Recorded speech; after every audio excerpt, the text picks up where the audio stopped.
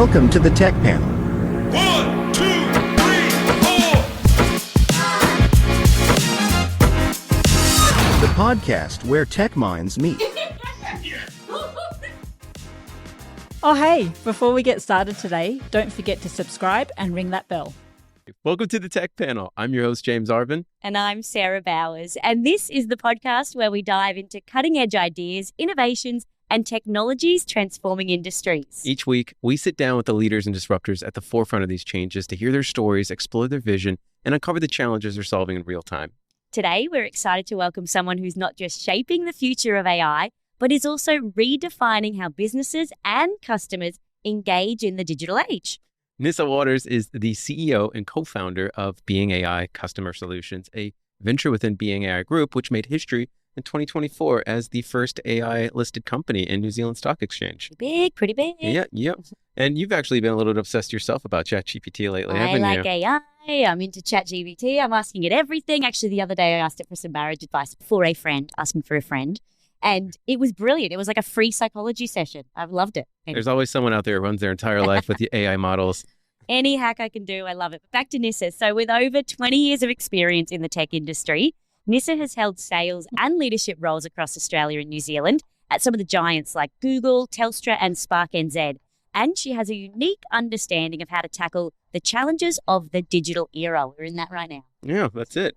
We're going to be diving into the vision of AI-powered customer solutions, the ethics, risks, and her mission to use AI to transform businesses for good. This is the Tech Panel. Nyssa, thank you for joining us today. Did we get that right? And tell us a little bit about your role. Yeah, thanks for that. So, look, about a year ago, we set off on a journey of doing things a little bit differently to others in the market. We definitely recognised that there was a gap. And we also recognised that both Australia and New Zealand were pretty behind when it came to AI adoption, actually quite significantly here in New Zealand.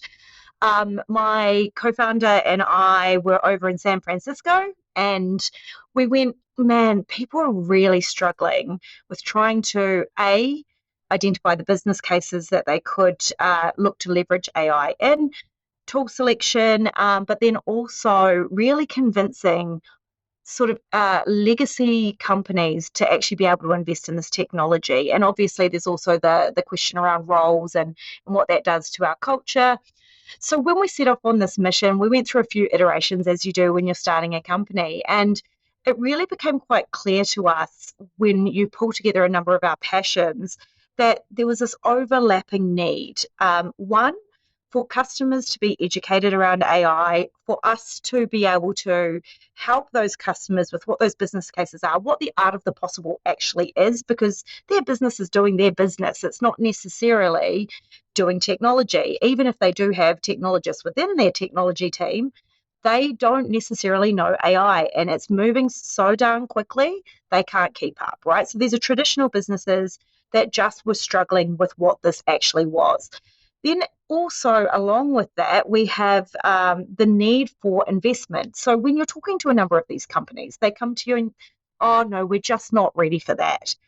And that's where the conversation of ventures started to come in. Hey, what if we invest in doing it for you? What if we are able to acquire a component of that business? Or if we're able to, if it's a new product, for example, co-develop what that solution might look like. And that's actually a massive, and everyone's got to have a Venn in a consulting company. So in our Venn diagram, it's really that circular element of going, okay, investing, building technology from scratch, and then also advising on what technology to use, because it's not always just a build. It can be a get it off the shelf that could extract the value that you're hoping to extract. So we see a number of businesses that just really making really small changes can make a massive, massive improvement on their business bottom line. So we kind of went out on that journey to go, let's do things a bit differently. Let's sort of actually go all in with our customers and be on that journey with them. What businesses can we look to rather than just go and buy a whole lot of cool tech companies and do amazing things? What traditional businesses could we actually look to merge together, apply this technology to, and make a new asset out of that? So that's the adventure of being AI as it is today. So we are formally 6 months old on the NZX, but in our hearts and minds, we've been around for about a year. Yeah, that's fabulous. It's the first AI company in New Zealand to be listed, correct? Yeah, Yeah, very yeah. exciting. It's a big achievement. Yeah, it's huge. And now, I mean, the idea of, I guess, a holistic ecosystem sounds great on paper, but it is hard to execute in practice. Do you have any examples of some clients that you've helped or a transformative project that you've delivered, just to give the audience a bit of an example? Yeah, and look, we all learn from our mistakes throughout this too. I'm not going to pretend like we've done everything perfectly. So one of the businesses as part of our acquisition portfolio is a mail company, and we set out on transforming the heck out of that, right? We start looking at those processes and we go, oh my gosh, there's so many things you can do auto magically with AI, right? But the reality is that it's actually more about people. It's more about what people do and what those processes that they own and they love and they care and how they adopt the technology. So I think throughout both our own internal evolution, but also our customer evolutions, we've come up against the same sort of challenge. It's what is that that people change that we have to make as we're going through this journey. So from our perspective, there are a couple of really amazing projects, but I'm under some pretty strict NDAs to be very careful about what I share around them. But one is a very traditional company. We actually just wrapped up most of the project today, which is a really exciting milestone for us. It's one of New Zealand's biggest brands, but very traditional company. Now, I'm going to talk about this quite vaguely, but they had a massive technology team. But they had one of the business owners had a significant technology budget. He was only able to spend 20% of that each year. Why was that? It was because the technology team was spending all their time keeping the lights on. The innovation had been completely and utterly stifled. So he came to us and went, can you do this maybe just to the side without our technology team knowing about it and just prove that it can be done? And we went, yeah, we can. So rather than it being $1 million IT project that would take 4 years, in 6 weeks and 100K, we were able to prove an amazing value to that customer, wrap it up and show them what that value could actually look like, do some test points on the data, build a model, show what AI looks like in their environment. And it's just been such a phenomenal success. So that's kind of one example. Now he can take that as the business owner to the tech teams and go, I kind of know what's involved in doing this now. Yes, I know it's not going to happen overnight, but we know we've done all the due diligence from a business perspective around what the technology might need to actually make this happen. So that's been really exciting for us. Yeah. But it has been one of the big ones for me, and I've worked in technology my whole life, is in this particular iteration, the AI era, it's the business owners, not the technology owners, that are really embracing it. And you kind of wonder why. And it's because, to be honest, the technology teams almost seem quite petrified over what this might do for the future of their businesses, their teams, and they are doing a bit of a land grab. They're going, don't necessarily want this to happen just yet. Mm-hmm. So I'm getting a lot more momentum with the head of operations, the head of marketing, the CFO, than I am with the CTOs, the CIOs, that were the traditional holders of this type of technology. Yeah, that makes sense when you put it like that. And do you have any real life examples that you can give us? I know that was an example, but you had to be quite vague about it. But can you give us an example of how you could, or a hypothetical of how you could help a business? Yeah, I'm betting with a little bit more of an example in there. Yeah. Look, so we operate across lots of different areas. Our niche is obviously focused around AI, but AI isn't always the answer, right? We've been doing some implementations of a tool called Glean. Glean is a company that we very early on identified as a partner of ours, or one that we wanted to spend a lot of time on. And the reason being is I'm ex-Google, right? And when you're working at Google, you're in the Google ecosystem. Doing things is just all about Google. Go to any other business out there, and finding information is an absolute disaster to do business. And even just when you're Google, so we are just Google in our being environment, trying to go, hey, what was the last financial result, or what am I owing on this contract? Usually takes somebody 10 to 20 to 30 minutes to try and actually figure out what the last contract was, get all of that data in, right? Now, Copilot, everyone will go, hey, just use Copilot for that, right? We're a Microsoft shop, yeah, but half of your things might be in Salesforce, it might be in HubSpot, it might be in Slack. Most businesses' information is incredibly fractured. So what Glean has been able to do is allow us and our customers, so we're working with one customer at the moment, this is it's around 20% cheaper than employing or signing a contract on Microsoft Copilot, but it's just giving such phenomenal results. Now, measuring that's hard. I would suggest anywhere between 25% to 50% productivity increases from that perspective, right? Yeah. So we're only doing some small pilots on that particular solution at the moment. We're obviously doing some things around workflows and chatbots, which are the low-hanging fruit, generally speaking, in the AI world. So working on how do you improve customer service and access to information? How do you actually get conversational search happening? I'm not sure if you guys know much about that, but I'm not familiar with that term at all. What's happening? Yeah, a good example of this is working with a car sales company. And at the moment, when you have to search for a car, now I'm a female, I don't know what I want. Maybe shouldn't say I'm a female, I don't know what I want, but I definitely don't know what I want. I'll tell you what I do want.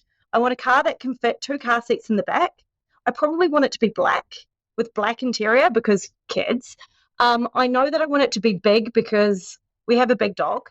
So rather than going, okay, I want it to be a Toyota, I want it to do this, filtering in the old-fashioned way, I want to be able to type into search and say, black car, 2 car seats, big to fit big dog, right? Like you do on ChatGPT. Yeah. But being able to actually use that semantic search and be able to get to the multiple selections that actually fit that criteria rather than me having to go all the way through these different iterations of trying to find what I'm actually looking for. Yeah. So actually being able to deploy that to a customer's website is huge, right? Because it gets your customer involved and actually to that data so much quicker, which takes away that frustration and that lag to making the purchase or making the decision to go to that next step. Yeah. So that's one other example in real life that we've been working on. Would it be safe to assume that that's just assuming that you're using a common language model to search for things?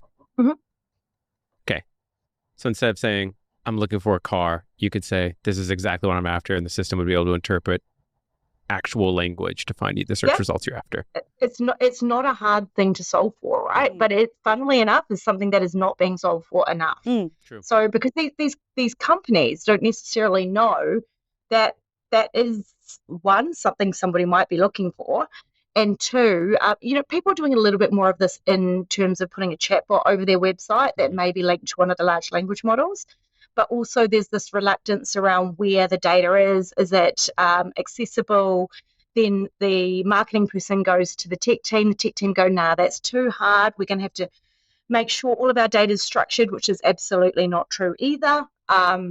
There's ways that you can absolutely use unstructured data that weren't possible sort of 12 to 18 months ago.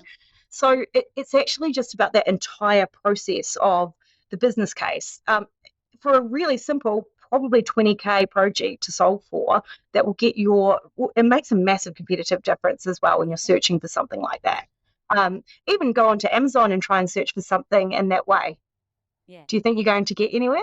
No, it's too much. It doesn't filter it down. It doesn't kind of know you. So you're building that customizable, like, I guess, boutique sort of product for the business, and it kind of works across all the applications that they use, and it cuts down having to go to many different apps or to many different areas. It just kind of streamlines it all. Keep in mind, we're not building anything for a product, right? We are the product. We're a consulting company that works with customers. Sometimes we might acquire that customer or partner with someone. But ultimately, I will not say to a customer, use Google, use Microsoft, use ChatGPT, use whatever. It's completely dependent on what their existing ecosystem looks like, where their data is, what that business process we're trying to solve for is. And it's usually different depending on exactly what that environment is. If it's a new business, it's a whole different ballgame.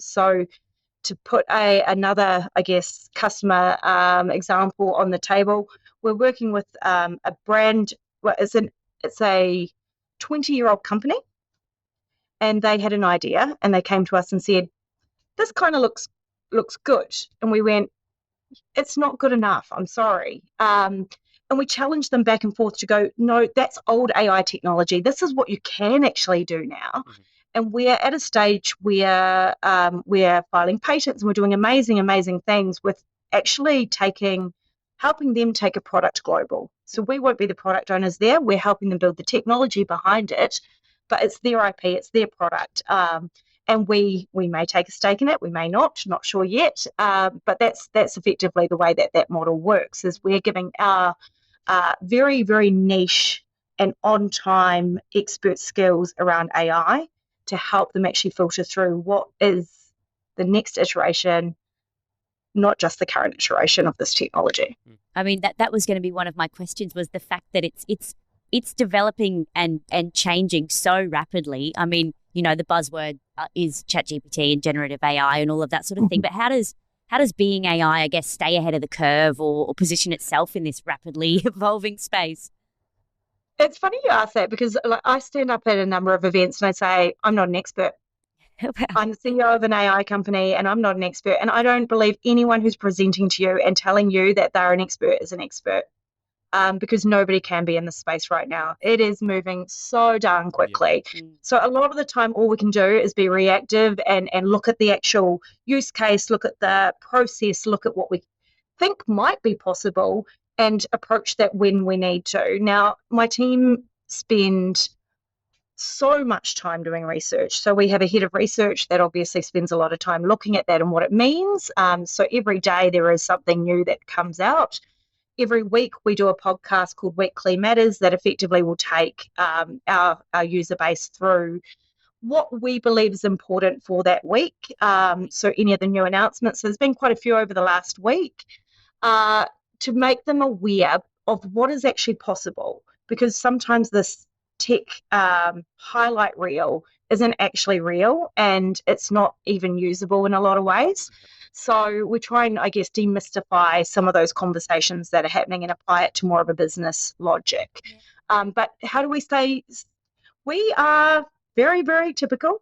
We have a few bots that do the crawling, that summarize the information. You've got to use AI, right? Because we're an AI company. But ultimately, it's us. We're humans. We have to talk about it, and we have to discuss the fact that Elon Musk is basically the head of US AI now, and things are just changing so quickly. So what could that mean for the world of AI over the next few years? There's a whole lot going on with Anthropic and Amazon. So we just have to keep abreast of what is happening, what we think will happen next. So yeah, there's definitely a few conversations over beers as we all try and mutually learn what is going on. And we're all so freaking passionate about it. It's our love child, right? We love AI so much. So we nerd out with each other, usually at 10 p.m. at night, around whatever's been released. So standard scrappy startup style, right? Love it. We talk a lot about this sort of stuff in the office. We're always debating, the ethics as well behind AI, and just always gets the conversation started. Absolutely. Yeah. And look, go ahead.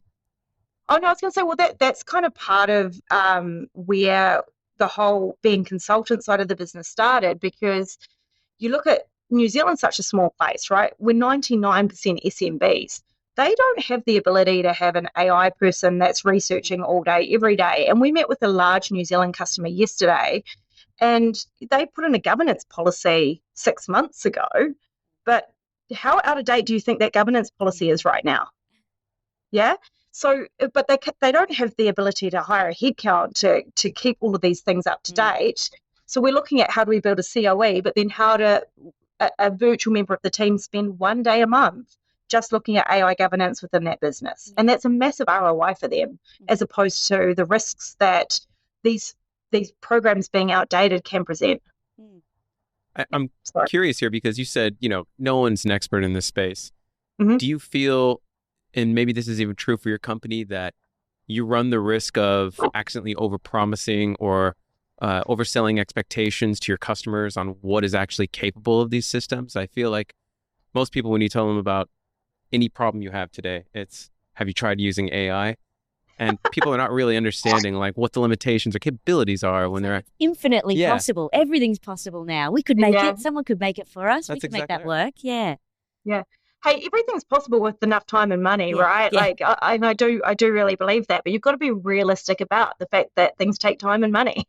You know, you could want to build this incredible AI product, but you've got to look at what those pipelines look like. What does product management look like? What does monetization look like? So there's so much that falls within that. Do we worry about overpromising? I don't. I think within my team, we aren't serial startup tech people. Yeah. We are enterprise IT professionals that understand AI. So there's a big difference, and it's one of the ones that we've actually all had to come to terms with a little bit here at Being, because you have a part of our team which are those guys building the next Google, and then you have my team going, trust me, this big behemoth company over here can't handle the truth. They can't handle what's coming in 12 months, because to get them around that is going to be a process. So we're going to have to start doing baby steps. So my team, absolutely not. On our labs and our ventures side, we've got to make bets, right? Because that's exactly how we're going to grow that value. So our team are doing a whole lot of really, really amazing projects in the edtech space, and also in terms of an amazing project called Treehouse we're working on. And, you know, those may not pan out, because that's just the nature of startups and tech and that portfolio per se. Do you, given the fact that you're actually on the front lines dealing with customers and you're pitching a product that is brand new to what I suspect are traditional brick and mortar stores. You said you work in that SMB space, right? What has been the reception of those products to these companies? Sorry about that. So we don't work in SMB per se. We work more in the business and enterprise space. So, Sorry, I thought I heard you say SMB earlier. Apologies. Yeah, no. That was me sort of confusing the conversation a little bit. So, sorry, just can you tell me sort of what that question was again? Yeah, no worries. And maybe we'll change this a little bit. Don't even worry about it. Yeah, we'll cool. chop this up in the back end editing. The question I had was, given the fact that you're actually on the front line pitching these products to customers today, what is the reception actually being like? I imagine there's a side of society that just feels like everyone should take on AI productivity tools because it's on an individual contributor level, it's a fantastic tool to take advantage of. Yeah. But when I actually speak to companies, they're a lot more hesitant and in many instances, very, very distrusting of the technology. And we'll touch on that a little bit more, but what do you feel like? What is your vibe of the market today? Do you feel these companies are receptive to adopting it? It's such a good question. So I spoke to you guys about the fact that I lived in Australia for 10 years. I've been back in New Zealand for 2. New Zealand, up until probably the last few months, have been really slow to adopt. They have been really pessimistic about the technology and the need for this technology. A few months ago, one of the government ministries came out with an amazing tool, and it seems to have really changed the conversation. And it's changed the conversation because they've shown New Zealand public what can be done, but have also given license for New Zealand small businesses in particular to actually look at the adoption of this technology. We've been advocating, and we've been meeting with some of the ministries, and we've had a conversation with you guys. It may not be relevant for you, but our economic development side of the government around, do you actually legislate here? And I don't really care whether we legislate. We just need to help give guidance and framework. So if that comes from the government to say, these are the way that you do AI ethically and safely to protect your business, your business's reputation, but be able to get those benefits, that is significant, right? So we're working with the government on that at the moment, because until the last few months has happened, it has been just, we might do a pilot on it. And the pilot's great, but hey, we need to save money. And we can't sign up for another massive EA with Microsoft with a 20% or 30% cost increase. We just can't afford that. So that's been the challenge. What I'm starting to see, though, is almost every company I talk to is wanting to do those baby steps in terms of proof of concepts. Now, the reality here is most of our customers have some form of collaboration suite or cloud environment. And to be perfectly honest, most of those cloud environments now have pretty phenomenal AI tools built in. What I worry about is AI SaaS app fatigue. So what is happening is you've got shadow AI, just in the same way shadow mobile apps happened 10 years ago, going through almost every medium business at the moment. So you've got a whole lot of AI being used that have been bought either personally or on a company credit card that isn't linked to any of the governance tools. It isn't tracked. It isn't set up properly. And that is one of the biggest issues that we're starting to see, plus the cost of that, right? Because those $5 apps, they add up. So we're going to start to see the CFOs put a bit of a microscope on that one.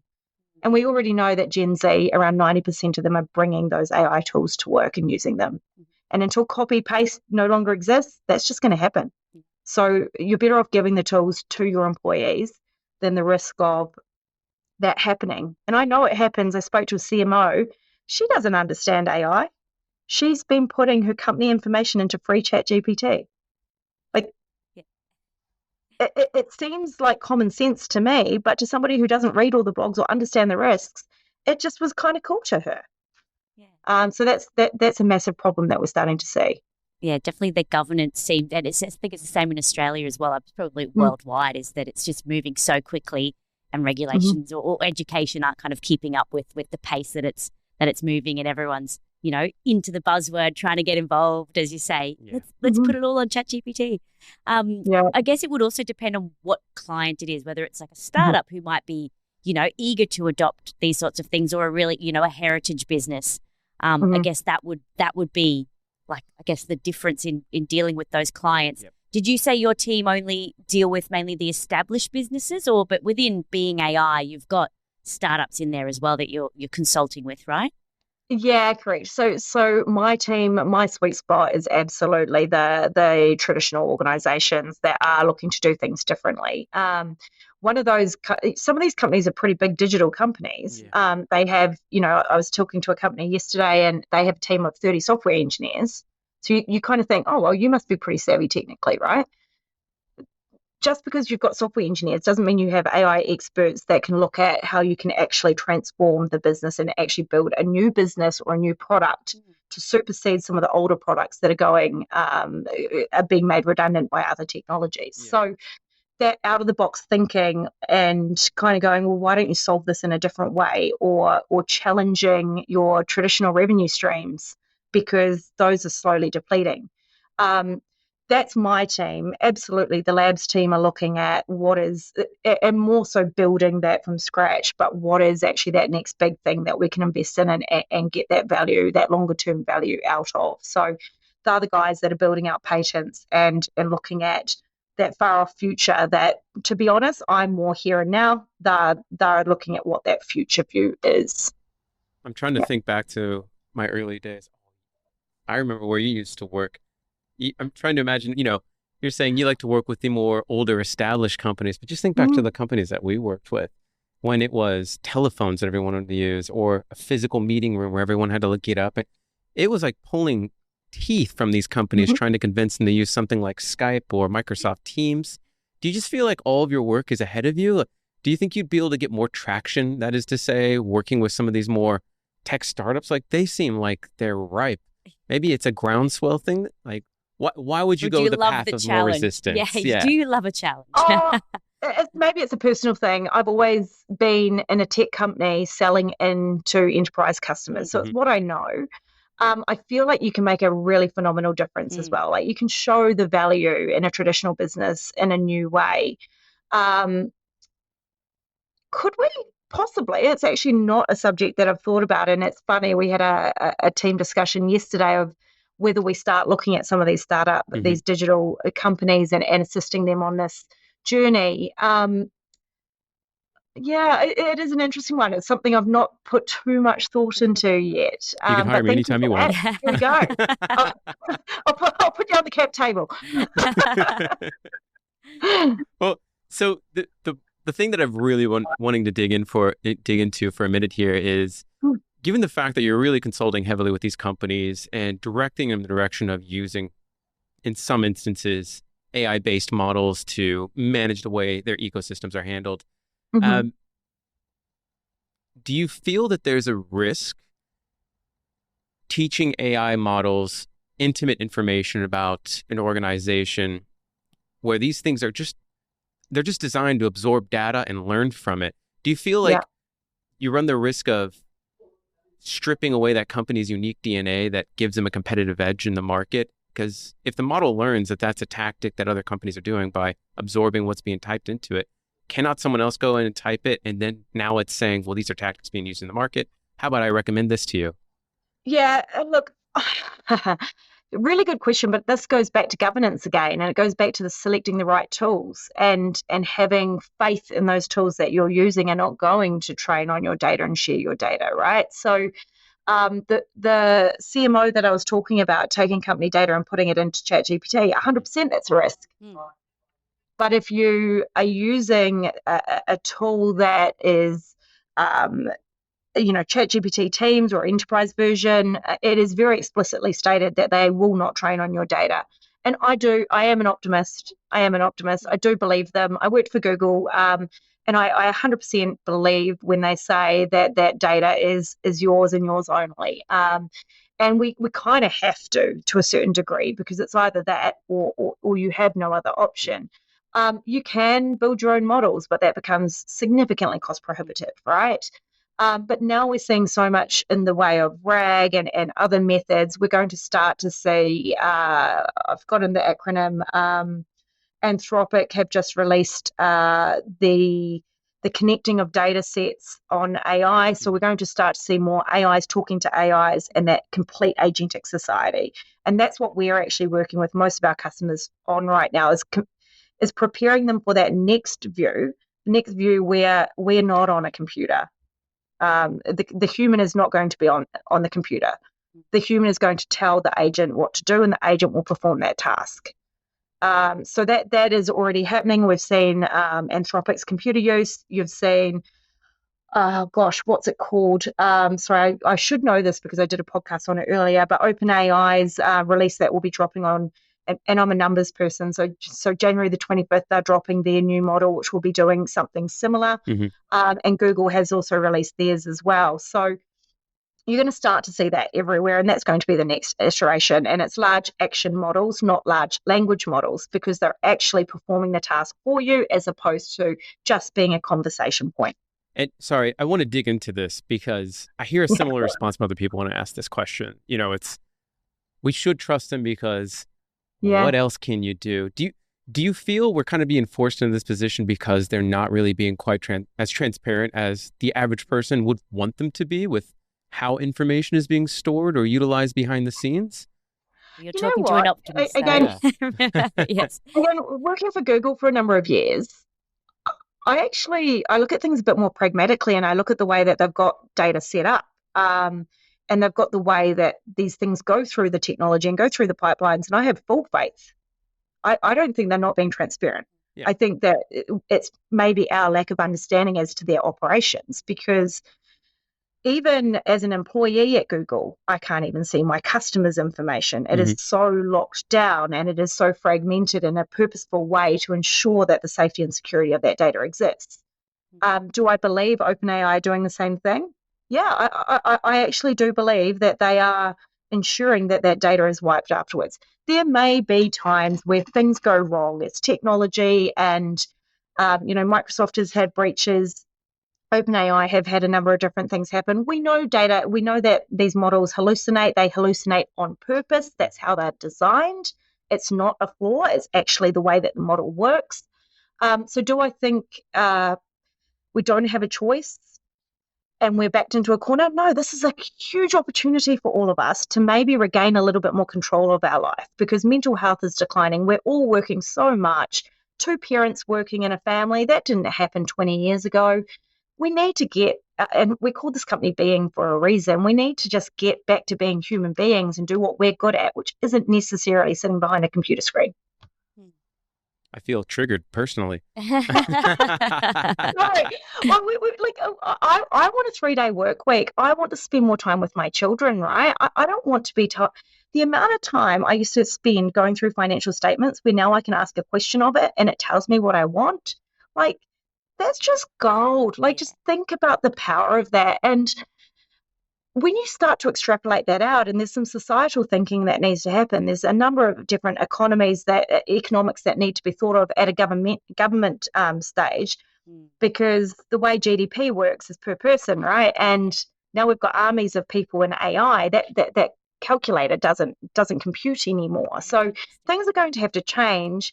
That's well and truly above my pay grade to sort of work out those macroeconomics, but I really truly believe that and I think who was it who was saying it?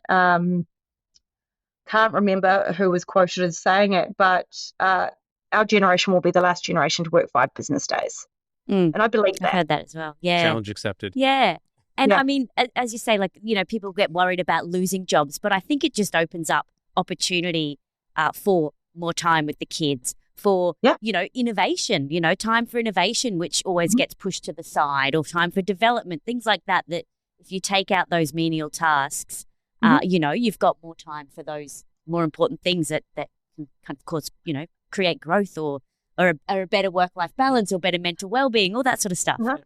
Like, we were talking to the team about the hypothesis around this large action model element, and I went, guys, I'm a mum, I'm a working mum. And we spoke about this. I've got a 4 and a 6-year-old. Before I'd even got to work that day, I had accessed 20 different websites. I had put the shopping in. That was probably a couple of different websites in terms of my planning. I had ordered the kids' lunch through Subway. I'd done a number of different tasks that day before I even got to work. Now, the anxiousness and the mental load is so overwhelming.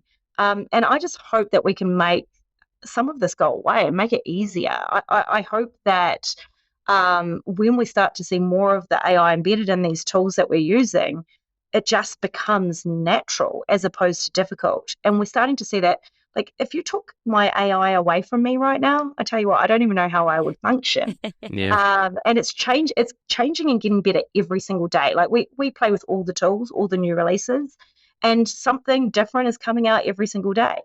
So it is really cool to be in a stage where you go, I think we can make people's lives better. Yeah. That sounds like such a sales pitch. No, it sounds like genuinely we get the vibe that is your mission and your passion to kind of ease the burden on other people's lives and to use technology for good, I guess.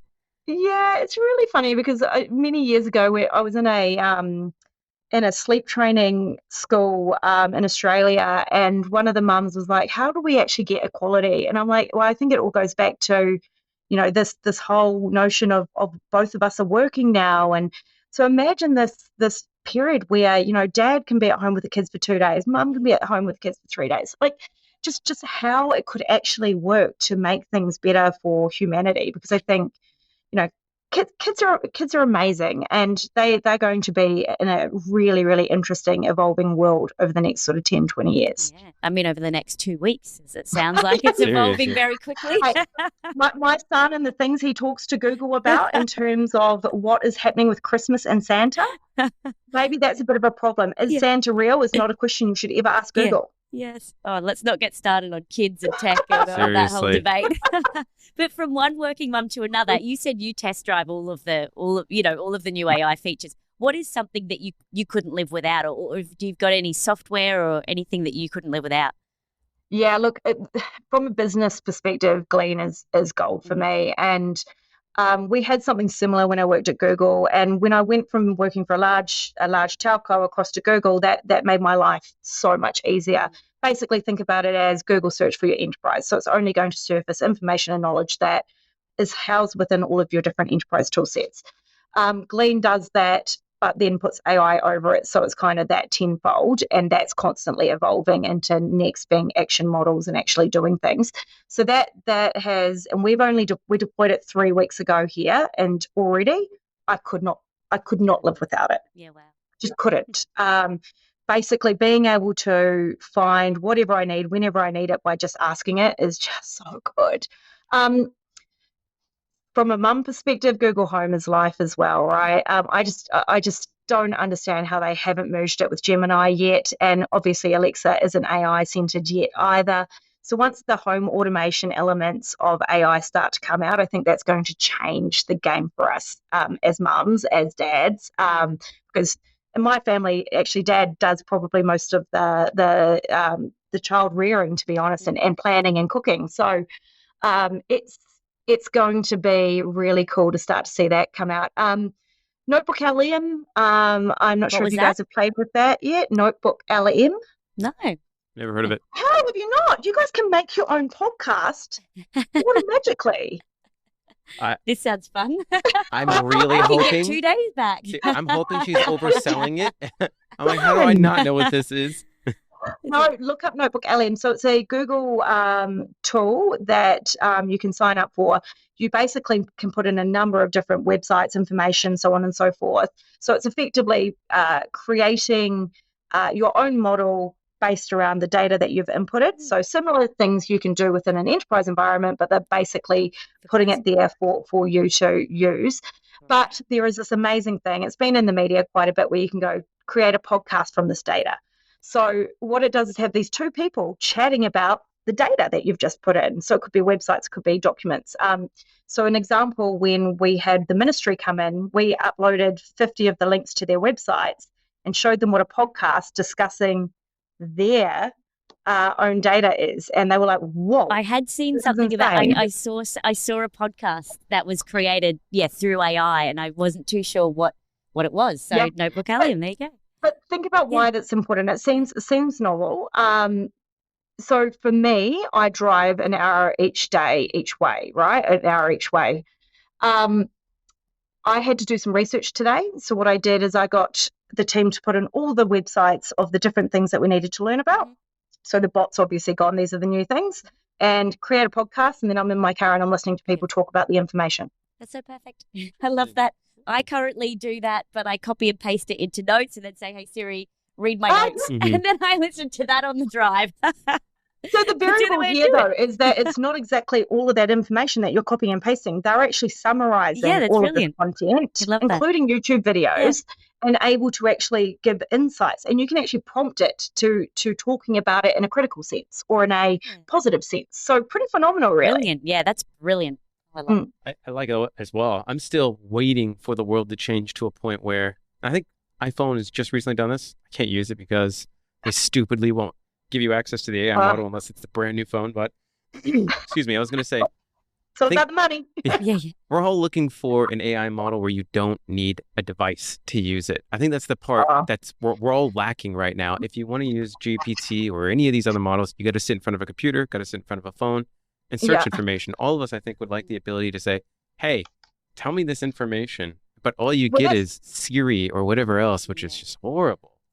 Well, that's the Alexa and Google Gemini Home ambition, right? So that will be what comes next out of those guys. But also you're starting to see ChatGPT be embedded into cars. So a lot of the new cars that are coming out are actually going to have that live within them, so you can talk to your car and effectively get it to tell you things. Well, that's what is lacking when you drive a lot, honestly, because I try to ask Siri, I can't search the internet right now, and you're like, what are you? You're dead to me.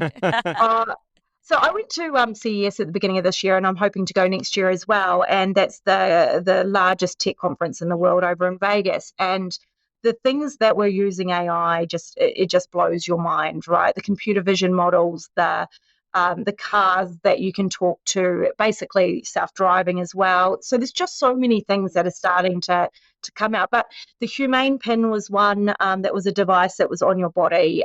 You might start to see wearables such as rings.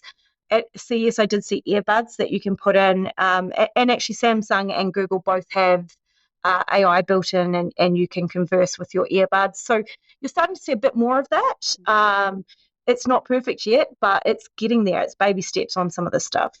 I know this is like definitely put on your tinfoil hat kind of thing I'm about to say, but I think the future of AI is actually going to be something along the lines of a device that is constantly listening to what you're saying and can recall conversations that you had based on historical things. Like, did I say this? Yes, it said you said this at this point in time. But I can definitely imagine some people being like, nah, I don't want anything like that. They already in theory have that with Microsoft, right? Because Microsoft Copilot on PC is effectively recording everything that you're doing on your computer. So technically speaking, that exists already, but it's that the problem is that data is so fragmented, right? Because your PC isn't your phone, it isn't your home device.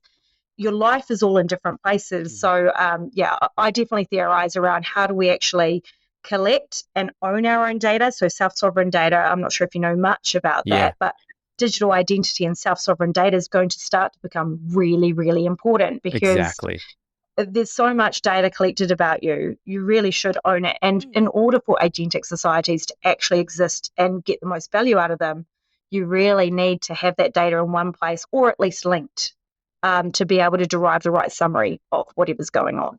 We have not talked about that. I got to say, we've probably had about 15 episodes now with AI people. None of us have raised the conversation of storing your own personal history that can be accessed by whichever product or provider for AI modeling that you want to go to. Hey, do you want to leave GPT and go over to Microsoft? Bring all of the information that you've... like, why can't you own that? Like, it's like your photos. Like, why can't you migrate your data over to other things? Why can't you own that? You're starting to see land grabs everywhere, right? So everyone's building their own AI, and we spoke about this on our podcast this morning. You know, Salesforce is building their AI. You've got Facebook doing their AI. Everyone's got it. There's the open source versus closed source. The same thing is going to start to happen with data. So there are a few startups that are working on that problem at the moment around how do you collect and then apply whatever AI model you want to your data. Because it's not necessarily going to even be models in the future. It's going to be agents, and you're going to have your personal agent that has access to your life and your personas. OpenAI's vision is very much around that they'll have context-aware persona agents. So that's the way it has to go, because at the moment it's just based on this small amount of knowledge with a really big language model behind it. I'm really curious to know how it will be marketed or advertised to. Like, if we're not doing a Google search and having, you know, that the Google SEOs from your websites will be dead, right? And apps will be dead. You'll just mainly be using AI for your information and your searching. How do you how are people going to advertise to you? It's funny you say that. I've been asked to speak at a lot of marketing conferences and be part of a lot of marketing events recently for that very conversation, because we believe that SEO is dead. And even now, how do you advertise your company for it to be surfaced on AI? So Perplexity, Google, and OpenAI search all now only surface very limited results because they're becoming more summarized, more definitive. I'm not sure if you know that Perplexity launched direct shopping. So you take a photo of something and you can just buy it because I've linked it with Shopify. So these things are starting to change massively compared to where they used to be.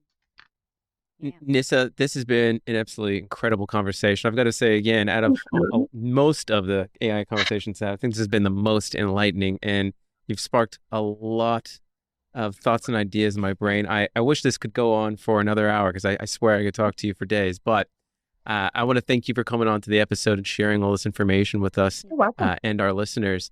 But before we wrap up, where can our listeners find more about you and the products that you provide? Yeah, look, LinkedIn's always fun because that's a really tangible way of being able to see what we're doing at any one point in time.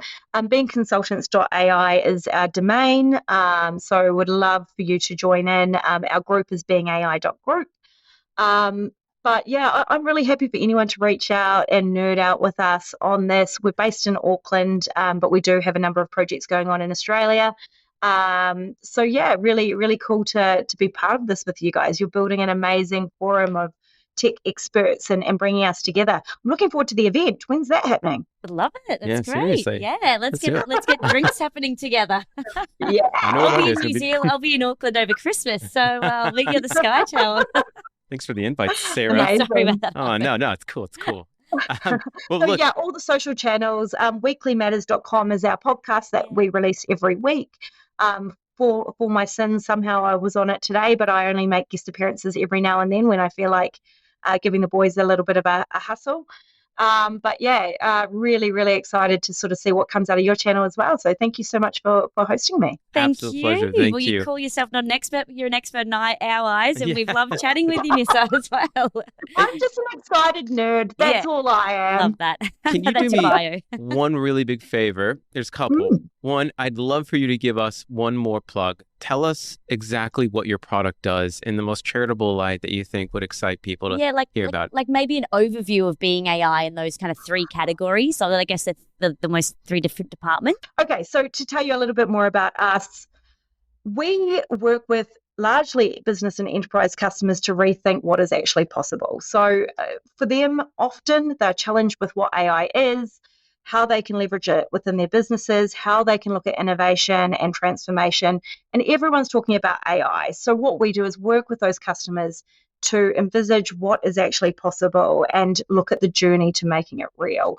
This isn't about throwing a tool to solve a problem or saying AI is going to fix that.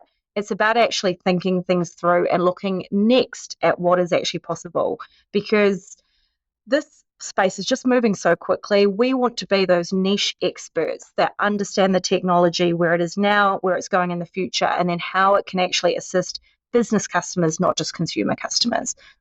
Beautiful. That's very Perfect. exciting. Love it. Nailed That's it. great. The only other thing, is there anything else you wanted to get across in the interview or in the chat at all? Oh, no, I really just love technology, right? So for me, it's about sharing that this isn't this big scary thing that's coming. It's changing really quickly, yes, and that can make people really uncomfortable, but making sure that you have the frameworks and the governance there, but looking at innovation as being number one, and trying things out and not expecting it to be 100% every single time is really important. I'd love customers to think about what they already have up their sleeves. So most of them have a work productivity suite. Most of them have a cloud provider. You would be surprised by how many tools, how many AI tools are already available to them within the domains that they have. It might just cost a little bit of money to turn them on. We're going to start to see things changing really, really quickly in that space. So reach out to us if they want any help, and we always love to come in and have a look at customers' environment and see what's possible there. That's awesome. I'd love it if you could be my personal life consultant, if that's an option. If I could sign up and be your first personal life consultant client, if you could just give me an overhaul. Get agents working for you, right? So we'll get the agent doing the shopping and booking the holiday is the big one. Yeah, let's book the holiday. That's what I don't have time for. Yeah. Booking the holiday is the big one, because that's really hard work when you've got kids. It's a nightmare even if it's on your own these days. Well, thank you again, Nyssa. This has been a wonderful, wonderful chat, and we really appreciate your time. Thanks for joining us on the Tech Panel. Megan, don't forget to subscribe and hit that bell, and we'll see you in the next episode. Thanks for tuning in to the Tech Panel. If you like what you heard, make sure to subscribe on YouTube and follow us on TikTok, Instagram, Facebook, and LinkedIn to stay connected. A big thank you to our major sponsor, SmoothLink Integrations, for powering today's episode. And join us again on the next episode of the Tech Panel, where tech minds meet.